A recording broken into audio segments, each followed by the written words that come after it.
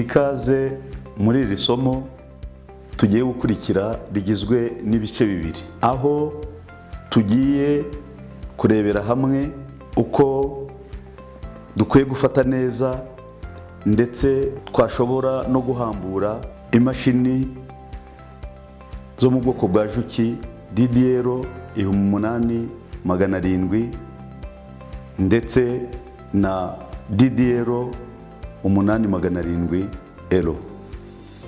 Imashini igomba guhora ihanaguye ivumbi ndetse n'imyanda yose yaturuka ku myenda iri kudodwa.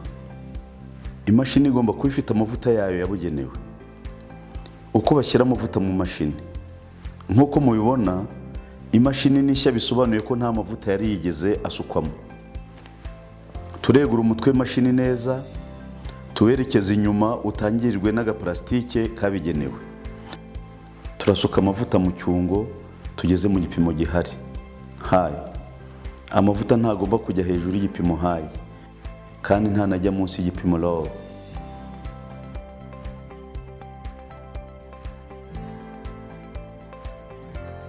Iyo amavuta ashaje, ni ukuvuga agejeje amezi 6 arahindurwa. Kuyahindura rero, ufungura aka kaburo kari hano munsi y'icyungo cy'amavuta, ukayereka agashiramo, uyamena mu gacupa cyangwa ikindi kintu kitava kugira ngo utanduza aho ukorera. Ugahanaguza neza icyungo cy'amavuta, ukabona gushyiramo amavuta mashya. Uko bashyira urushinge mu mashini. Iyo ushyira urushinge mu mashini, ureba impande ebyiri z'urushinge. Uruhande rubajeho, inzira y'urudodo imeze nk'umufurege, tururebesha ibumoso.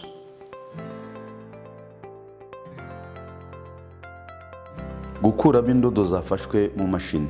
Iyo indodo zafashe mu mashini, uzikuramo ubanje gukuramo boîte canette, ugafungura iyi visi mureba hano, hanyuma ugakuramo indodo zizingiye kuri aka kuma. Iyo ubishoje, usubizamo boîte canette. Ni ihame gufunga amavisi yose yafunguwe neza kandi ukayakomeza kugira ngo bitangize imashini.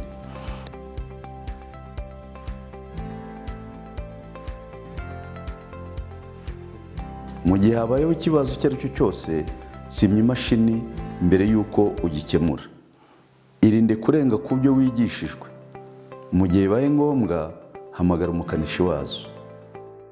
Murakoze rero kuba mwakurikiye iri somo. Nk'uko mwabibonye, turizera ko namwe ubu ngubu mubasha kuba mwakemura akabazo kariko kose mwahura nako kuri iyi mashini, ndetse mukaba mwabitoza n'abandi bakabikora uko mwabyigishijwe. Murakoze.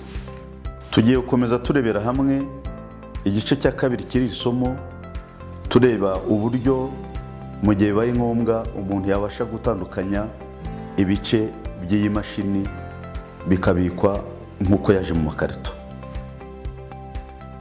Turafungura iburo kugira ngo dufungure aho kuma gafata indodo. Kuraho umugozi ariwo kuruhu. Yegura umutwe w'imashini neza, uwucomore mu dukubo twawo. Fungura amavisi afashe ikirenge cy'imashini ndetse n'akuma kagifashe, ukagafungura.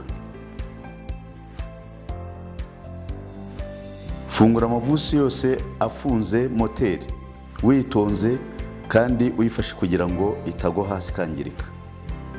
Kuraho moteri, uyibike neza. Fungura amavisi yose afunze icyungo cy'amavuta. Nyuma nacyo ugikure ku meza kijya ukwacyo. Fungura amavisi yose afunze amaguru y'ameza, nyuma uyatandukanye n'ameza.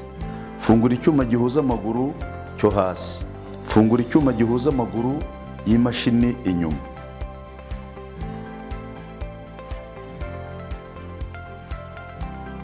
Amavisi yose abikwa neza mu dushashi twabugenewe cyangwa agakomeza gufungwa ku bice yafunguweho kugira ngo adatakara akabura. Murakoze kuba mwakurikira isomo ritari rirerire, kandi twizere ko mwabifashe neza, ibi namwe mwabasha kubikora.